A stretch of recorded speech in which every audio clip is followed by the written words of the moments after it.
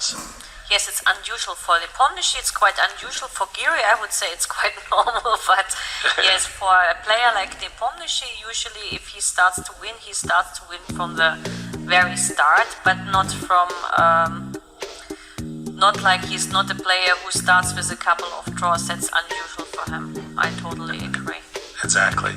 And he's holding his head in his hand in this very, very typical pose that I've seen amongst the top players. As it's not like they're really looking at the board or calculating, they're just trying to remember their preparation, because I played the Queen's Gambit accepted as black a lot of times in my career, and many times I've sacrificed the pawn on b5 after white has played a4, because I get very good pressure in the center with c5. Gukesh sacrificed the pawn at it in a position that I don't.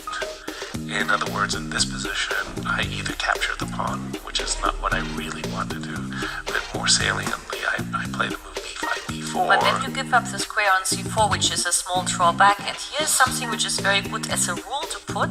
Yes, usually, it's a rule. No, they say if you play a6, b5, which you know from the Sicilian, yes. Usually if you can avoid it, when the knight is not on c3, then it's better to wait for the knight to be on c3 before playing b5, because then after a4, before you win an important tempo. Precisely.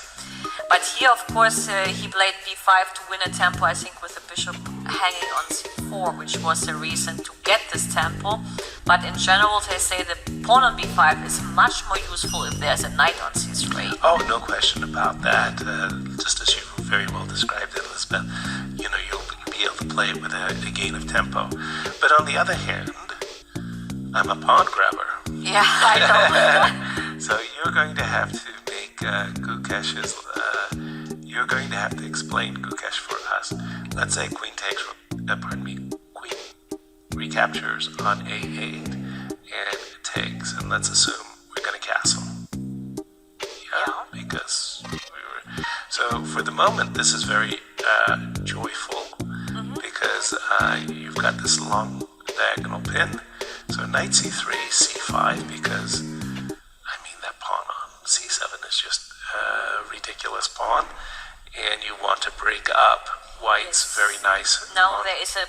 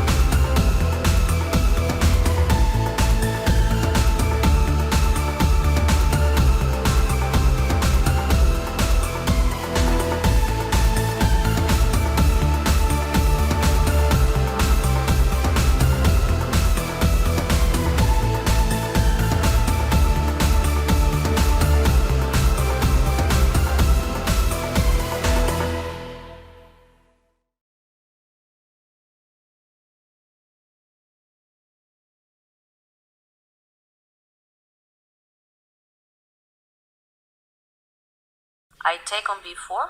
Yep. You could take on On d1. and I wanted to play rook b2, but you have rook c2. Clever from me. Yeah. True that. Yeah, Wow. I don't know, to be honest. Oh, Rook and he CH. didn't play rook e1 either. Boy, either I'm completely bamboozled.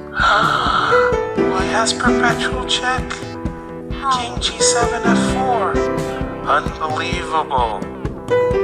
Oh, Yes. Jan. Now that is Beauty. that is actually a really beautiful discovery. I didn't see it coming, but Jan did, and Amazing stuff. really, really, really amazing. And probably, like, you will be laughing, he has seen it after knight takes b4. Correct. He has For sure. calculated There's it. no question that. Because otherwise it would not make sense, and he was kind of sure that Gukesh may even go into that. Right.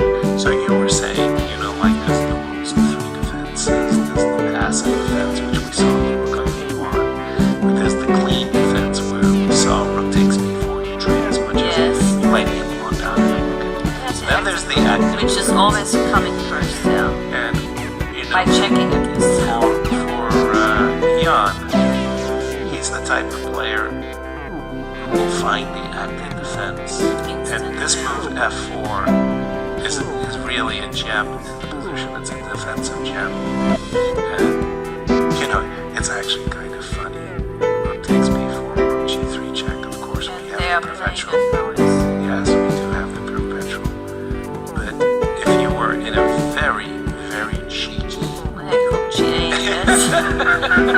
It doesn't work, yeah. Why? Yeah.